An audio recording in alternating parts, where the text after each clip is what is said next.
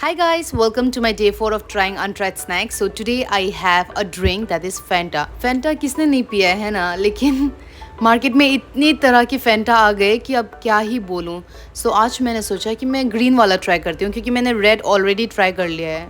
इसकी प्राइस है 110 रुपीज़. तो चलिए let's do the try test. I hope it won't disappoint. और इसका स्मेल है लाइक मेडिसिन और इसका कलर भी था पूरा green. I mean how amazing right. कितना अच्छा लग रहा है देखने में. But let's do the try test. 1 2 3. Okay, disappointing. चलिए once again disappointed. It smells like medicine and it also taste like medicine. क्या आप ट्राई करोगी इसे 110 रुपीज़ के लिए? I would not suggest you guys. Bye guys. Subscribe कर देना, कर दोगे ना?